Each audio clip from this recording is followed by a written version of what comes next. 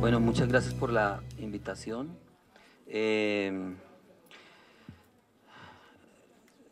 Bueno, soy parte del grupo de Lazos Sociales y Culturas de Paz de la Universidad Javeriana, que tiene varias líneas de investigación. Yo he tenido dos líneas de investigación, una que fue asociada a mi trabajo doctoral, que es el tema de los medios de comunicación, los discursos en temas del conflicto y la paz en Colombia, y investigación y otra investigación que tenemos sobre el tema del perdón, sobre qué es eso de perdonar, sobre cómo se perdona, sobre las características, y lo que nos interesa en estas líneas de investigación es en particular preguntarle a la gente, lo que nos ha llevado es a que vemos innumerables trabajos de gente que, por ejemplo, desarrolla procesos de intervención sobre el tema del perdón, pero sin saber bien qué es lo que la gente piensa sobre lo que significa el perdón. Entonces, esas son básicamente las dos líneas de trabajo en particular que yo tengo. Esta presentación está asociada un poco al trabajo que tiene todo el grupo de Lazos Sociales y Culturas de Paz. Como me dicen que hay un problema de horario fuerte, entonces voy a intentar avanzar muy rápidamente para poder dejar, aunque sea un tiempo para preguntas. Y para preguntas y para poder dialogar. En general me gustan más los espacios de conversación, pero entiendo que el mundo tiene muchas formas de presentación de trabajos. Esto lo vamos a pasar, creo que ustedes todos saben todas estas cifras, así que no voy a hablar de ellas de nuevo. Voy a hablar de un poco el qué significa el concepto de paz, el tema del posnegociación o posconflicto, las dimensiones que están atravesando el tema del conflicto y la dimensión transversal de lo que es lo psicosocial. En eso me voy a detener un poco porque a partir de lo que hemos hecho y de que hemos presentado recientemente un proyecto para evaluar lo que significa la intervención y el acompañamiento psicosocial, y surge esto asociado a una preocupación muy fuerte después de que yo he hablado con montones de actores que están en campo, de organizaciones gubernamentales y no gubernamentales que están en campo y que dan por supuesto que es claro lo que significa lo psicosocial, y sinceramente yo tengo una preocupación muy, muy poderosa de lo que está pasando en el campo con los programas de acompañamiento o como los quieran llamar, o de intervención psicosocial. Seguramente algunos de ustedes conocen esta diferencia. Esta diferencia tiene que ver con la conceptualización que hizo Galtung y que la mayor parte de los teóricos contemporáneos, investigadores contemporáneos en paz han asumido, que es una distinción entre paz negativa y paz positiva. La noción de paz negativa es una noción que está asociada, por ejemplo, a la ausencia de la guerra, al fin del conflicto. La implicación que tiene el que se centre en una perspectiva de paz negativa es que supuestamente el tema se resuelve poniéndole fin al conflicto y que el problema es el conflicto, cuando el problema central, ya sabemos, no son los conflictos, porque los conflictos forman parte de las dinámicas sociales y no son el problema. Y que jugar a esto nos ha llevado, como nos sigue llevando, a una salida básicamente violenta y guerrera. Y esto, repito, no solamente es en Colombia, es en el mundo entero esta noción. Entonces, ¿cómo ponemos fin al conflicto? Pues invirtamos más en armas, invirtamos más en mundo represor, intentemos acabar la guerra, porque aquí hay una victoria posible. Hay una victoria posible. Siempre desde la perspectiva de paz negativa, un actor va a ganar. Por lo tanto, hay que hacer todos los esfuerzos para que gane. Es decir, que se puede eliminar por completo al enemigo. Realmente la consecuencia de esta definición para Colombia ha sido fatal. Nosotros vivimos moviéndonos sobre esa noción de paz negativa. Y por lo tanto, desde el punto de vista de esa perspectiva, la salida es militar y lo que hay que hacer es invertir más en la guerra. La perspectiva de paz positiva supone que los conflictos no terminan, sino que se transforman, y que lo que es necesario es jugar a transformar con prácticas pacíficas los conflictos, jugar a que los consensos y los disensos, los dos, se puedan gestionar sin el uso de la violencia en ningún caso, ¿sí? Sin usar la violencia. Esto es importante, lo de los consensos y los disensos, porque también este tema ha llevado a que todo el mundo dice, mire, lo que hay que hacer es consenso y consenso y consenso, y resulta que no, resulta que realmente una sociedad dinámica tiene diferencias y debe tenerlas. La gente no tiene por qué andar pensando en forma similar frente a todo, sino que el problema es cómo gestiona usted esas diferencias. No hay perdedores, no hay sino perdedores en la salida militar, o sea, todos pierden. La guerra no trae sino perdedores. Evidentemente, algunos que se benefician de la economía de la guerra están ganando y llevan 30, 40, 50 años ganando y quieren seguir ganando en la guerra. Y aquí hay una variable económica muy fuerte en el trasfondo de la guerra. O sea, hay muchos actores que están ganando en la guerra y por tanto les conviene seguir en la guerra. La única variable consistente en todos los estudios que se han hecho en el mundo, en el índice global de paz, que es consistente con violencia homicida y con guerra, es corrupción. Y ya sabemos, o sea, que la única variable que está relacionada, independientemente de que la guerra sea en el Congo, o sea en Asia, o sea en Colombia, con el uso de violencia homicida y guerra es corrupción. Y todos sabemos aquí cómo es nuestro país en términos de corrupción. Entonces, claro, la ganancia no se puede despreciar. Los que están ganando de la guerra no se pueden despreciar y van a seguir jugando a que aquí ese asunto no termine. Se asegura la participación política en forma pacífica. Supuestamente eso es una de las perspectivas de la perspectiva paz positiva. O sea, la participación en la política debe asegurarse en términos pacíficos. Se invierte en justicia, seguridad ciudadana, educación, salud, en variables que Galton va a llamar variables estructurales. Es decir, si no hay una inversión estructural, yo no puedo hablar de ninguna paz, en términos positivos. ¿Sí? La siguiente.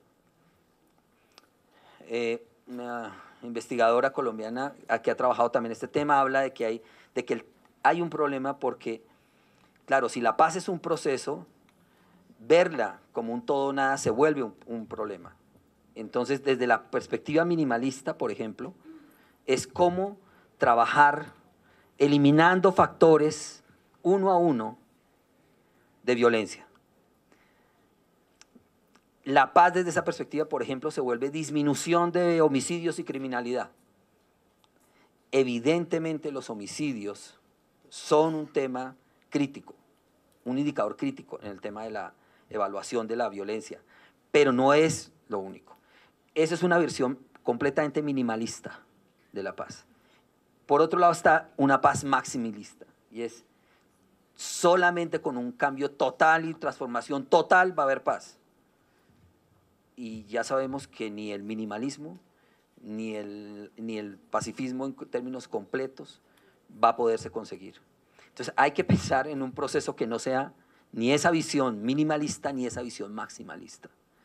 Y hay que tener cuidado porque es fácil que uno caiga en discursos, y aquí el discurso va a ser central, el tipo de discurso que uno maneje va a ser crítico de y el cuidado que debe tener con ese discurso a la hora de jugar con estas perspectivas.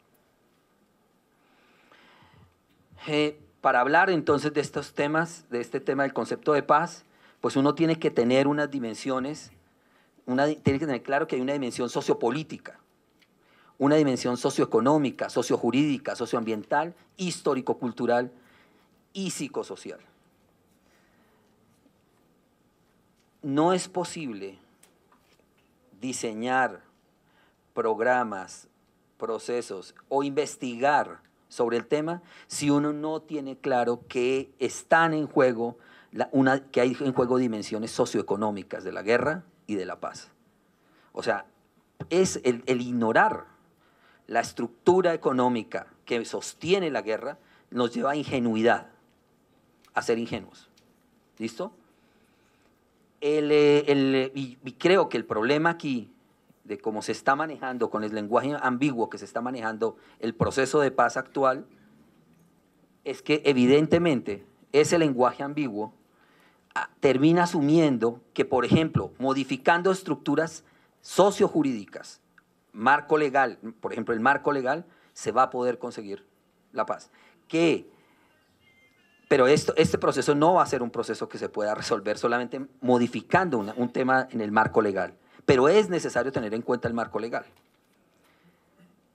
Es necesario tener en cuenta los impactos que han tenido las diferentes leyes. Nosotros hicimos un trabajo, por ejemplo, analizando la ley de víctimas, la ley de justicia y paz, una investigación donde cogimos cada artículo de la ley para ver si la ley contemplaba las consecuencias de cada cosa que se tipificaba. Y encontramos algo que otros investigadores desde otras perspectivas lo habían hecho evidente, pero que no se habían metido a trabajar el análisis artículo por artículo de la ley en términos de las consecuencias de la ley de justicia y paz.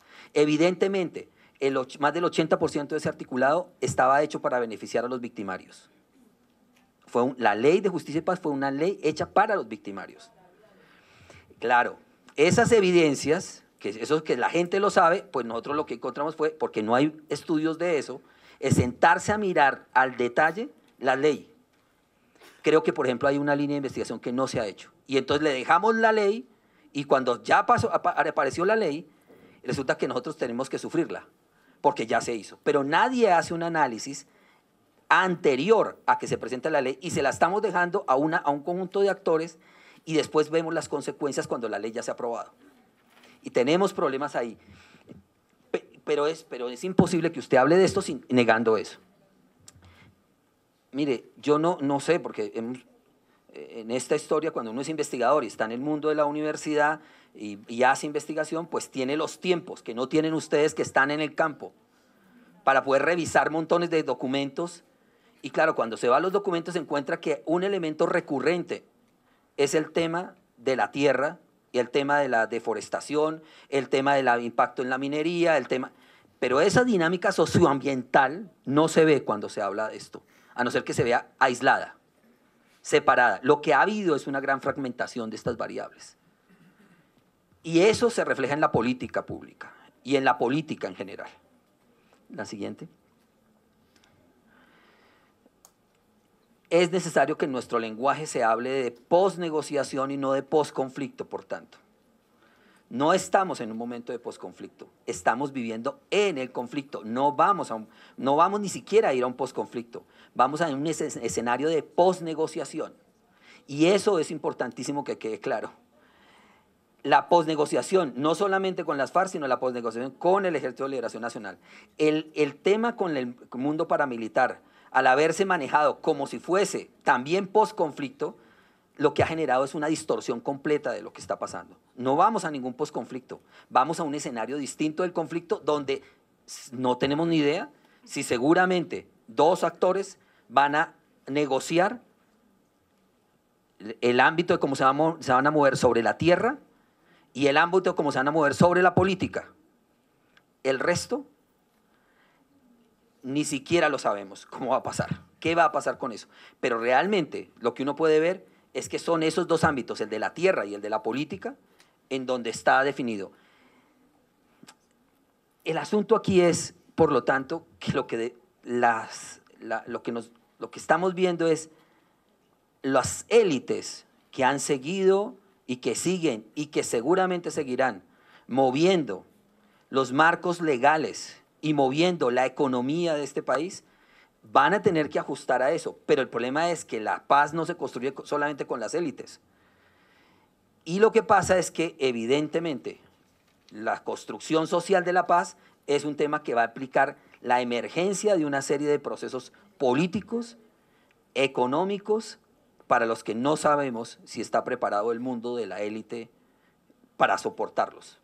Y ahí es donde la presión sobre una perspectiva de la paz tiene mucho sentido. Realmente, desde nuestro punto de vista, la resistencia a esto es una resistencia asociada al uso de estrategias no violentas, porque inmediatamente el uso de estrategias violentas lo que conduce es a la legitimación, que es lo que ha seguido pasando en forma sistemática, de la violencia y en particular de la violencia homicida. La siguiente. Seguramente van a haber acuerdos, van a haber condiciones, van a haber temas que tienen que ver con la definición de la redefinición y la definición de lo que son víctimas y victimarios nuevamente, el tema de la legitimación de la violencia, la deslegitimación de la acción no violenta y los compromisos con la verdad, la no repetición y la reparación. Ese último compromiso es central en este proceso y sinceramente la pregunta es, ¿realmente la sociedad está lista para ese último elemento? ¿Realmente las élites y las estructuras del Estado están listas para ese último elemento? Esas son preguntas que nosotros tenemos que hacer.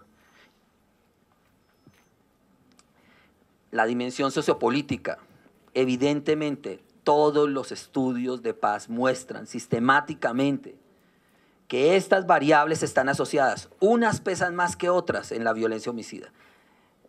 En Colombia, desde los años 90, ya se sabía que las zonas donde había más inequidad en Colombia, no más pobreza, fíjense, no pobreza, inequidad, que es distinto, eran las zonas donde más violencia homicida se presenta. Y eso es un elemento importante de diferenciar. La pobreza no ha sido igual a violencia homicida, pero inequidad sí ha sido relacionada con violencia homicida. No tener en cuenta estos elementos, repito, implica hacer una aproximación ingenua al problema de la paz. La siguiente, podría hablar de los otros, pero la dimensión sociopolítica, todos sabemos que vivimos en una democracia imperfecta, débil institucionalmente. Un país como el nuestro es muy fácil manipular las elecciones, como se viven manipulando. Y evidentemente, como está diseñado el sistema electoral colombiano, va a seguir privilegiando que unos actores sigan llegando y sigan repitiendo llegar al Congreso y a la Cámara de Representantes, al Senado y a la Cámara. Y por tanto, ese es un tema que hay que discutir. Ya hay propuestas de cómo redefinir el sistema electoral para que este ejercicio de esa democracia tenga mayores controles. Pero todos sabemos que esa imperfección en ese sistema genera montones de problemas. Una perversión, para nombrar clara, si un oficial de la policía o el ejército pretende algún día ser general y llega a una zona donde hay un actor violento que es un congresista o un terrateniente, ¿qué creen que va a pasar? Pues que él no va a hacer nada porque de él va a depender su ascenso cuando quiera ser general. Ahí tenemos un problema de imperfección del sistema. Todos los sistemas de ascenso en la policía a generales y en el ejército dependen de ese tema. Pero no solamente eso, la crisis en la justicia que hoy tenemos está asociado a eso. Es necesario, por tanto, hacer modificaciones en el rediseño institucional de esas variables.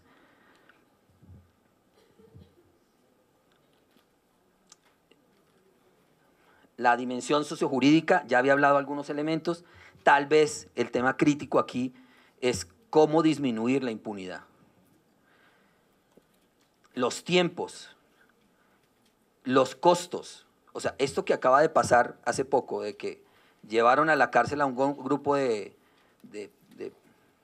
jueces y funcionarios de la rama judicial a la cárcel, esto pasó, estoy seguro, con alguna señal, porque esto ya se sabía, todos sabemos eso. Un juez de justicia ordinaria gana 4 o 5 millones de pesos y usted tiene que ir a resolver un caso. Y resulta que el caso implica un tema de tierras que cuesta 50.000 millones de pesos. ¿Ustedes no creen que es muy fácil corromper a ese juez? Evidentemente es muy fácil. Ahí hay un problema. Ahí hay un problema que está asociado, la impunidad está asociada con la corrupción. La siguiente. La dimensión sociocultural, histórico-cultural. Además de esas dimensiones, nosotros no podemos desconocer que tenemos una historia donde el machismo, el patriarcalismo, todas estas variables que llevan los últimos 50, 100 años están jugando y pesando ahí. Pesando en la violencia, no solamente en la violencia homicida, sino en las otras violencias que van a empezar a emerger después de que se firmen la negociación. Digamos, se llegar a firmar la negociación con las FARC o el Ejército de Liberación Nacional, lo que van a emerger son las otras formas que están ahí de violencias. La siguiente. Y la dimensión socioambiental, que también la había comentado, que tiene que ver con el tema del territorio, de la tierra, de la minería, ¿sí? El problema de esto, y se lo he dicho incluso a funcionarios y a diferentes, y lo he escrito en las columnas de opinión que a veces saco en la revista Semana, y tal vez este elemento es un elemento crítico que no les gusta, es la noción de desarrollo que tenemos. ¿Desarrollo para quién? ¿Cuál desarrollo? ¿El desarrollo económico para algún actor en particular? Ese tema tenemos que pensarlo bien. La siguiente. ¿Qué entendemos por psicosocial? Lo psicosocial es un elemento crítico porque es el que teje los otros elementos. Lo psicosocial siempre fue marginado. Lo psicosocial no ha sido tenido en cuenta en forma suficiente por las políticas de los últimos 50 años. Y no ha sido tenido en cuenta, y aquí además eso también es un tema de debate interesante, la mayor parte de quienes han hecho los planes de desarrollo en Colombia en los últimos años han sustentado los planes de desarrollo en, por ejemplo, en una visión economicista de la guerra que nos llevó a lo siguiente. Si la guerra que vivimos es realmente, no obedece a un conflicto social, político, jurídico, sino que obedece estrictamente a los intereses económicos de diferentes actores, la respuesta es: la guerra, por tanto, es un evento criminal, no un evento político ni social, es un evento criminal. ¿Y con los criminales yo hablo? No, yo a los criminales los saco del juego. Ese es lo que implicó el discurso que sustentó Planeación Nacional en la primer gobierno del presidente Álvaro Uribe. Ustedes pueden entrar a internet y buscar los planes, el Planeación Nacional, y encontrarlo. O sea, eso no es una cosa secreta, es una cosa explícita. Pero ¿quién hizo eso? ¿De dónde se sustentó? En una idea de economía de esto. El tema aquí es, ¿qué es lo psicosocial? Repito, ¿dónde lo psicosocial aparece? Porque antes de eso, el tema era solamente sociopolítico. No, el problema de Colombia es un tema político. El problema de Colombia es un tema económico. Y resulta que el problema en Colombia es que todas esas dimensiones operan sobre las biografías individuales y colectivas. El tema central desde lo psicosocial es la biografía individual y la biografía colectiva. Por fortuna esa palabra, por fortuna, en los últimos esfuerzos legislativos ha aparecido dentro de las leyes, tanto en la ley de víctimas, como en la ley de salud, como en la ley de convivencia escolar, aparece la palabra psicosocial en forma permanente. Lo que es desafortunado en serio es que no tenemos a veces bien claro eso que implica.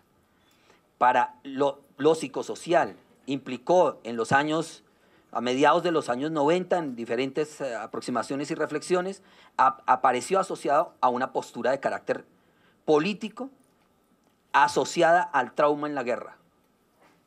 Pero lo psicosocial desborda el trauma en la guerra. Lo psicosocial es, por tanto, una construcción permanente en donde confluyen lo biológico, lo conductual, lo social, y por lo tanto solo son separables para fines de explicación. Es decir, las definiciones que uno haga, tiene que tener claro que se hacen para fines, se separan para fines de explicación. Es decir, uno dice lo socioambiental, lo sociopolítico, etcétera, lo habla para decir, están jugando ahí, pero para ese fin, para que uno entienda, y para que pueda elaborar sus procesos de acompañamiento con esa perspectiva. Pero evidentemente, en el campo operan todas en forma simultánea, unas con mayor nivel de incidencia que otras. Esta es una especie de esquema que he estado construyendo en relación con esto.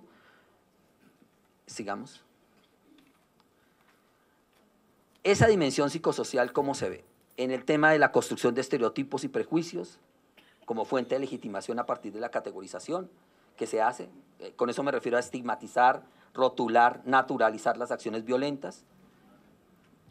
Evidentemente, esto es en un plano del lenguaje que utilizamos, o sea, el lenguaje aquí se vuelve crítico, la forma como nosotros vemos como los medios de comunicación transmiten, nombran, naturalizan las acciones, resulta fundamental. Por esa razón es tan importante que cuando se piense este asunto, se piense en que hay que educar a la gente para los medios de comunicación. No solamente para el trabajo en la familia, no solamente para el trabajo en la convivencia con la comunidad, sino para la lectura que hace la gente y la comunidad de los medios de comunicación, porque influyen en forma muy poderosa, muy poderosa. La construcción de identidad individual a partir de la construcción de identidades grupales guerreras, lo que ha pasado en Colombia es eso. Nosotros no hemos podido construir una identidad sin tener un enemigo. La identidad, o sea, llevamos años donde se legitimó la acción violenta, y para poder legitimar la acción violenta usted tiene que construir un enemigo. Hay un enemigo ahí. El otro es un enemigo, y es un enemigo que se puede eliminar porque no es igual, no sufre igual que yo, porque opera lo que se denomina la asimetría del sufrimiento. Yo puedo eliminar a cualquier otro porque el otro no sufre igual que yo. El otro no es un igual, ¿sí? Por lo tanto puedo eliminarlo. Y eso está plagado en todo nuestro discurso, y parte de movernos cambiar ese discurso implica cambiar un discurso hacia una perspectiva donde usted destruya esa polaridad de blanco y negro, de enemigo, de quién es ese enemigo, romper esa polaridad. La siguiente. El tema de las superioridades endogrupales, los sentimientos de injusticia. Hace poco hablando con un amigo en el pueblo de la India, en Santander, él me decía, mire, lo que hicimos aquí fue intentar pactar entre los paramilitares y los guerrilleros, con Dubán y con el ejército, con los tres actores. Ahí lo que hicieron fue igualar a los actores para poder dialogar con ellos y lograr que en la India no entraran y ponerse de acuerdo con ellos incluso cuando se iban a matar entre unos y otros. Pero lograr ese esfuerzo comunitario, porque ese esfuerzo no surgió por la iniciativa de las comunidades, evidentemente implica un cambio en la noción de identidad grupal, de quiénes son los grupos que están jugando y cómo soy yo en relación con esos grupos que se están jugando. La siguiente. Otros dos temas críticos son la vulnerabilidad y la desconfianza. Bueno, entiendo que todos los que están aquí están en el campo, saben más que yo de esto. Pues evidentemente si usted está en un grupo donde la vulnerabilidad ante la vida es frágil, pues la confianza que yo puedo construir se vuelve complicado. Y si no hay confianza, evidentemente, ¿de qué tejido social estamos hablando? No podemos hablar de tejidos sociales en medio de esa condición. Tenemos que hablar es de cómo se han destruido y cómo reconstruirlos en medio de eso. La siguiente. el tema de la indefensión, que está asociada a la vulnerabilidad, y el tema de la relación fines y objetivos, que es desafortunadamente un tema que no se ha trabajado suficientemente, que tal vez hay unos actores políticos que lo han mencionado más, y es romper el tema de que el fin justifica los medios y que por tanto no importa lo que yo haga si voy a conseguir algo. Estoy tan apurado por todo lo que, por el tema del tiempo. Estos temas que no deben ser estudiados en la posnegociación, sino que debemos plantearlos como una agenda de investigación. Estaba escuchando a la anterior conferencista y evidentemente lo que sí veo es que nosotros, en particular en el mundo de la academia y también en gente que trabaja desde la dirección en ONGs o desde el gobierno, pues uno trabaja con muchos clichés de estos, pero al final no sabe qué es eso. La investigación que nosotros hicimos sobre perdón, que esperamos extenderla por todo el país, surgió así porque ¿qué es lo que la gente entiende por perdón? Porque viven diciendo que si no hay perdón entonces no va a haber paz.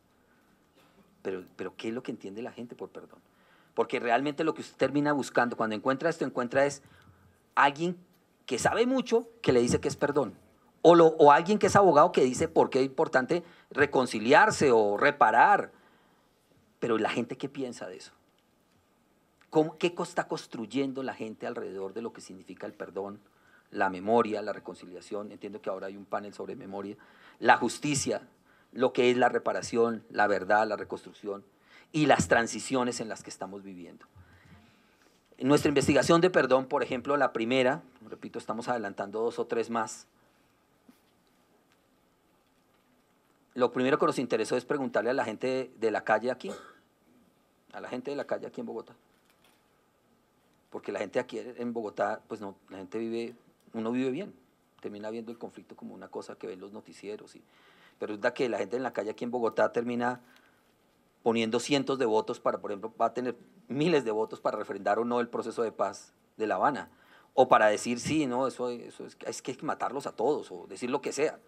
Una cosa es cuando usted está aquí en Bogotá, otra cosa es cuando está viviendo en zonas donde el conflicto, usted está viendo los muertos. Entonces dijimos, preguntémosle a la gente de aquí. Pues encontramos que la gente de acá dice que está dispuesta más a perdonar, por ejemplo, a un paramilitar que a un guerrillero y que a un militar.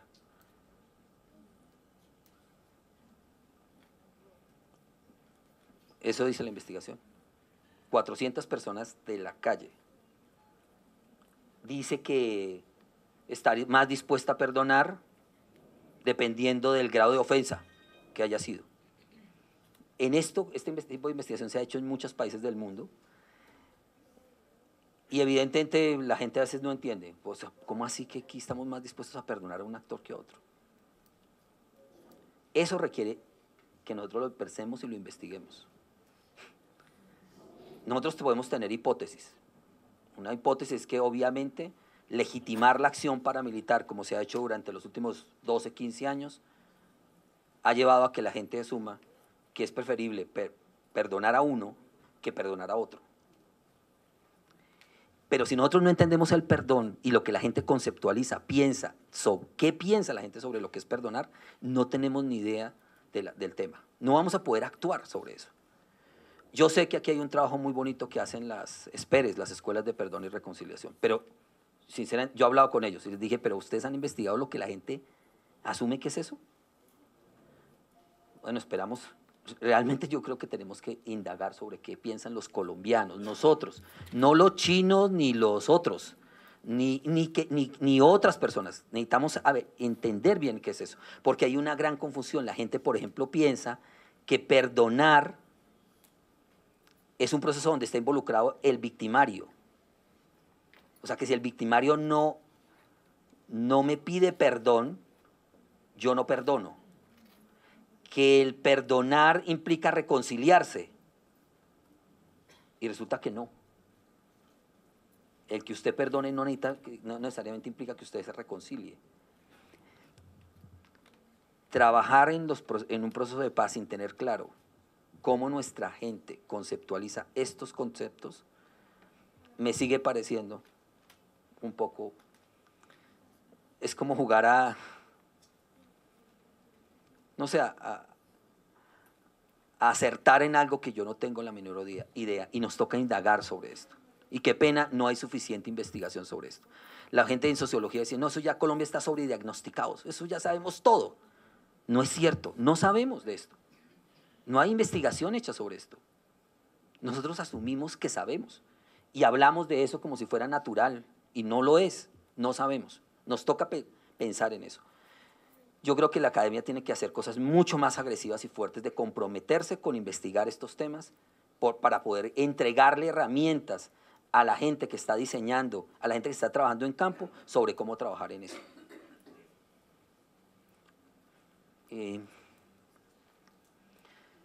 Bueno, aquí ya iba a hablar de que es necesario trabajar en temas de investigación multienfoque, en evaluar los impactos psicológicos de las leyes, algunas cosas ya las he dicho, evaluar las evaluaciones psicosociales de las acciones violentas, denunciando las estrategias de legitimación de la violencia, propiciando diálogo social por la paz, acompañamiento mediático para ver lo que hacen los medios con esto, que a mí me parece que están revictimizando sistemáticamente las víctimas, en pedagogía de paz con las audiencias, en diseño de programas, en evaluar los programas. Ojalá, vamos a ver qué nos da esta investigación que vamos a hacer, porque vamos a tomar los programas que se están usando en el campo y vamos a evaluar qué es lo que está pasando. Yo he preguntado sistemáticamente a diferentes actores qué es lo que está pasando, cuáles son las consecuencias de eso que está pasando. Ya se acabó. Y realmente me he encontrado en forma, les tengo que decir tristemente, en que hay muy poca evaluación de lo que se está haciendo. No hay suficiente. Ahora, entiendo que hay organizaciones que están intentando construir protocolos y haciendo guías de actuación para hacerle seguimiento a esas actuaciones. Pero a mí en serio me da mucho miedo que mucho de lo que se esté haciendo no sepamos cuáles son las consecuencias. Y ya paro acá porque tengo 0 minutos y no damos para ninguna pregunta.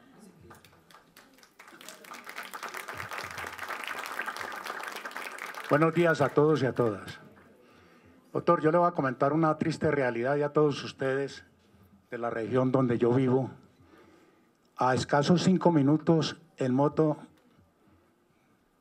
en el mes de agosto fueron 9 muertes violentas.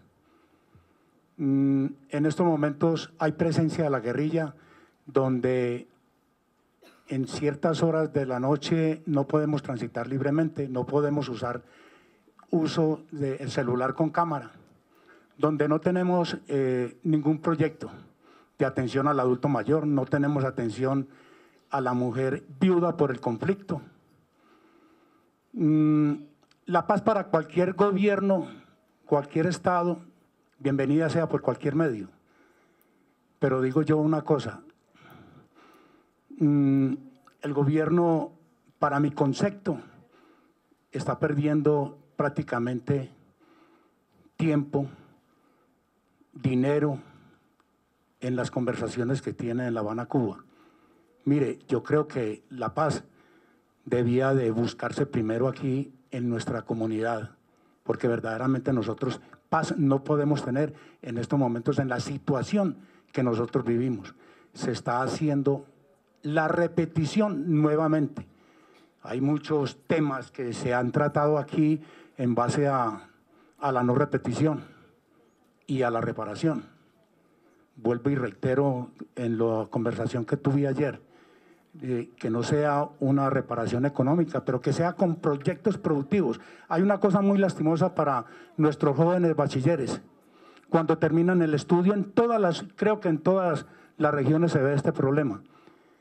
Los padres no tienen cómo enviar a sus hijos a las ciudades a hacer una carrera técnica o una carrera universitaria porque no hay los recursos. Estos jóvenes se pierden en que tienen que dedicarse a trabajar en el campo, en la minería, o estar propensos a vincularse a los grupos al margen de la ley. Esta era una pequeña intervención que yo quería hacer referente a la problemática que tenemos en nuestra región, y creo que en muchas regiones está ocurriendo lo mismo. Muchas gracias. Solamente quiero anotar un tema, porque a mí me gusta lo del diálogo, así que solamente quiero anotar un tema, y es, piensen que anualmente el Estado colombiano está destinando 26 billones de pesos, 26 billones de pesos, y que el propio Estado colombiano, en diferentes actores, en diferentes medios, ha dicho que esos 26 billones de pesos que se están utilizando para confrontar una guerrilla que las últimas cifras dicen que no tiene más de 8.000 hombres. Eso quiere decir, otros dicen que con los milicianos serían 23.000. Vamos a suponer que sean 23.000. Solamente quiero que yo creo que se piense en algo como esto tan simple, y es, eso quiere decir que matar a cada uno de estos 23.000 hombres significa 1.000 millones de pesos. O sea, una cifra que ninguno de nosotros va a ver seguramente en la vida, trabajando en forma decente. Matar a cada uno de estos hombres, si esa fuera la solución, nos está costando 1.000 millones de pesos al año. Eso es una cosa que tenemos que reflexionar. O sea, 1.000 millones de pesos al año por matar. Y ya sabemos, porque además es un estudio muy bonito que hizo también la Javeriana, viendo quiénes eran los que estaban en la guerrilla, en las diferentes guerrillas y en los grupos paramilitares, es gente que ustedes también lo saben, que apenas a veces saben leer. O sea, matar a una persona de estas nos está costando eso. Yo creo que eso hay que pensarlo.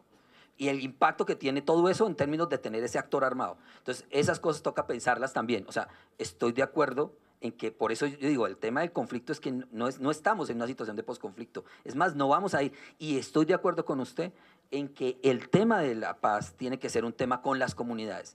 Pero el tema de quitar los actores que están legitimando el uso de 23 billones de pesos al año para matar 23.000 hombres, digamos que fueran 23.000, porque es que las cifras, insisto, se han ido disminuyendo. Ahora dicen que son 8.000. Si fueran 8.000, eso implica que nos costarían más de 2.500 millones de pesos matar a un tipo. O sea, yo eso no lo logro comprender todavía en serio por el costo de eso. Pero, gracias. Bueno, vamos a habilitar nuestro espacio de preguntas. Tenemos unas preguntas escritas y tenemos unas preguntas en el público. Entonces, mientras yo organizo mis preguntas escritas, Andrés.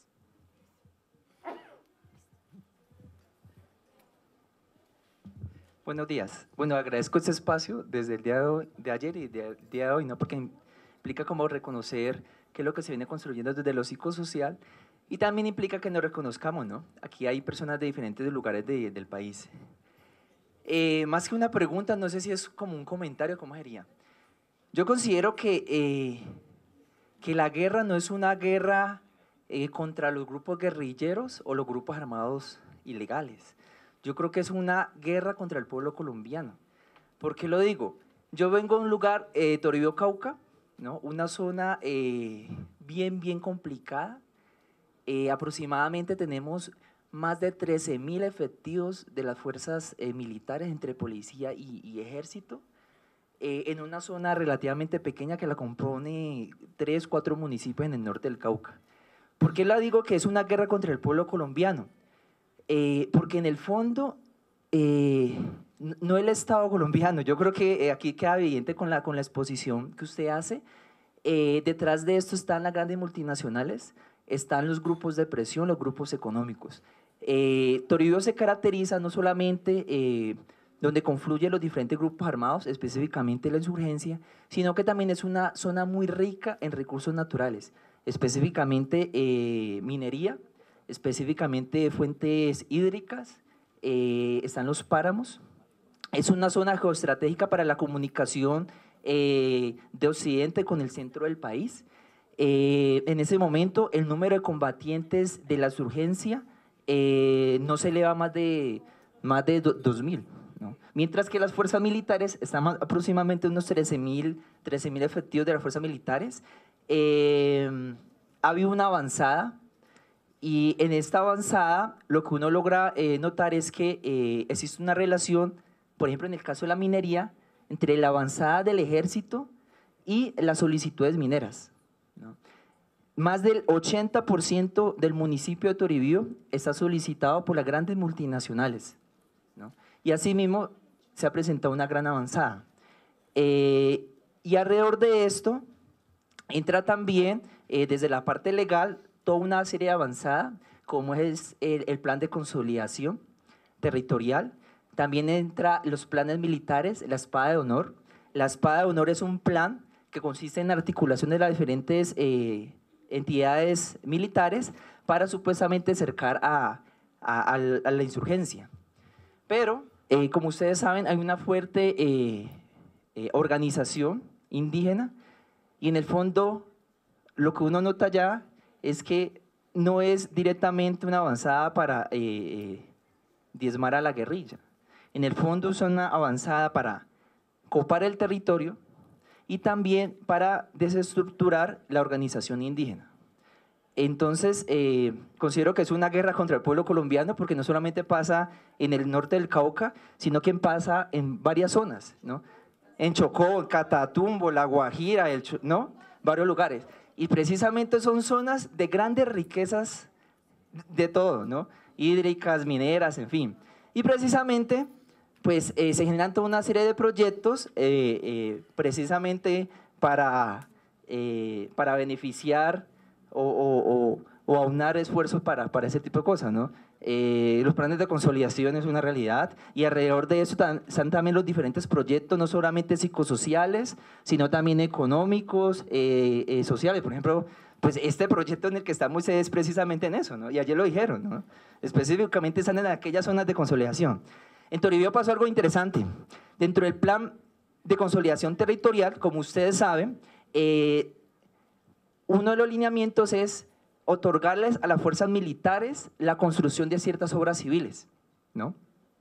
Allá pasó, resulta que dentro de muchos bombardeos que ha hecho el ejército, entre esos un falso positivo, en un lugar que se llama Gargantillas, donde aproximadamente mataron 11 personas, entre ellos 4 niños y jóvenes, quedó destruido un puente. Entonces allí se le adjudicó al Ejército Nacional la construcción del puente. Pero gracias a la organización de la gente, y ese otro punto que quiero resaltar, la gente no permitió la construcción, porque eso indirectamente implica que la gente se involucre en la guerra, implica involucrar a la gente en la guerra. Porque ¿qué pasa si el ejército llega a construir un puente? Pues necesariamente entra un tipo de relación con la comunidad, obviamente utilizan a la gente para mano de obra y eso todo implica pues una involucración y un problema con los diferentes grupos armados.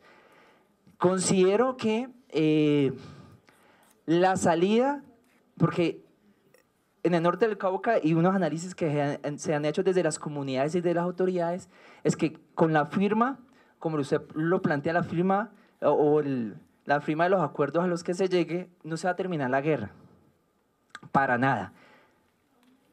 Continuará los diferentes hechos violentos, se reestructurarán otros grupos. Por ejemplo, allá una gran preocupación es, bueno, ¿y qué va a pasar con los milicianos y los combatientes guerrilleros, ¿no? Porque eso es una problemática que tiene que asumir a los entes territoriales, ¿no? Porque todos sabemos, los grandes comandantes, los comandantes de bloque, los comandantes pues, de los diferentes frentes, pues van a tener la posibilidad de estar en la contienda electoral. Pero los otros, yo no creo, ¿no? Y lo otro es que ha aumentado los cultivos de uso ilícito, específicamente marihuana y coca, y si se firma la paz, yo creo que va a ser otro problema que va a aumentar con relación a los cultivos de uso ilícito. Encontramos, y yo creo que eso es evidente, de pronto a las personas que vienen del Cauca, que existe una alianza que de pronto no es pública, pero uno que vive en las comunidades, uno sabe que está alianza entre fuerzas regulares, fuerzas del Estado y fuerzas irregulares. Estamos hablando de los rastrojos, de la insurgencia, del ejército. Caso especial, Toribío tiene aproximadamente 5 retenes para llegar, ¿no?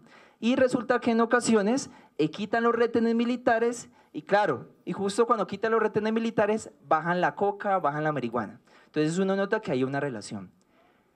Yo veo una esperanza y yo no veo la esperanza desde arriba hacia abajo, es decir, desde las instituciones del Estado, sino que veo una esperanza desde abajo. desde las mismas organizaciones comunitarias, llámese cabildos indígenas, llámese consejos comunitarios, llámese asociaciones campesinas. Si no nos organizamos, pues yo creo que nos va a llevar el que nos trajo. Yo creo que desde la propia organización de las comunidades que hay una esperanza. Y la organización comunitaria implica que nos pensemos no solamente lo social, lo económico, lo político, sino también lo psicosocial. He estado muy atento escuchando las diferentes posiciones desde ayer a hoy y lo que noto es, hay elementos muy interesantes que se pueden tener en cuenta, pero noto que hay propuestas que no son construidas desde las propias comunidades. Reconozco que hay propuestas, obviamente, que involucran a los líderes o lideresas, pero ya es en la ejecución del mismo. Pero no hay proyectos o programas psicosociales que tengan la voz de las mismas comunidades. En el caso del norte del Cauca, por la fuerte organización indígena, ¿no?, se ha construido o se viene construyendo una propuesta psicosocial donde todos los comuneros o los comuneros que hacemos parte de las diferentes organizaciones comunitarias hacemos un trabajo psicosocial, desde el guardia indígena. Es que lo psicosocial, como se ha planteado acá, no es un trabajo que se hace a nivel individual o a nivel familiar, sino que es un trabajo colectivo y comprende las dimensiones que acaba de exponer, ¿no? Lo social, lo político, lo económico. Entonces, el guardia indígena cumple un papel dentro del proceso psicosocial. Desde las propias comunidades debemos pensarnos qué es lo pertinente para lo psicosocial. ¿Qué empezando por lo psicosocial? ¿Qué papel juega cada una de las personas que hacen parte de la comunidad? Y reconocer que los diferentes enfoques psicosociales, los diferentes modelos, pues obviamente como se ha planteado acá, no es factible de replicar en los diferentes lugares. Entonces, lo psicosocial debemos construirlo desde nuestros propios territorios. No espera a los diferentes profesionales, no espera a las diferentes entidades públicas que lleguen, ¿no? Debemos construir o debemos pensarnos qué es lo psicosocial en el territorio de acuerdo a las diferentes dinámicas. Obviamente eso implica la organización comunitaria. Si no hay organización comunitaria, si no hay organizaciones de base, yo creo que todo está mandado a recoger. Entonces no era una pregunta, era un comentario, qué pena. Sí, solamente yo sí creo que es necesario más espacios de diálogo, porque hay que precisar temas. Por ejemplo, uno tiende en serio cuando hace estas cosas a afirmarse de su experiencia y a veces se pierde porque está metido en su experiencia. Por eso me parece tan interesante lo que usted dice, que escuchar muchas experiencias tal vez termine siendo un elemento muy productivo, pero evidentemente aprender a dialogar con los que son diferentes y los que tienen otras historias distintas va a terminar siendo un tema muy, muy importante en esto. Porque fíjese que lo que está viviendo la región es distinto de Álvaro, es distinto a lo que está viviendo su región, y seguramente va a ser central en serio que nosotros aprendamos a cómo construir escenarios de diálogo. Hace poco estuve en la zona de Temuco, en Chile. Ustedes saben, Chile supuestamente ya entró a la OCDE. Y Chile realmente, cuando uno va, ve, allá no, o sea, la miseria es, usted no ve miseria. O sea, no se compara con lo que usted ve aquí. Ni siquiera en esa zona. El problema que tienen en esa zona es que los indígenas de esta zona, que ustedes saben son los indígenas que más combatieron desde la época de los españoles, los más combativos de la historia, finalmente toda esa tierra terminó siendo cooptada, terminó siendo legalizada y terminó siendo productiva para un conjunto de actores en un sentido y para otros en otro.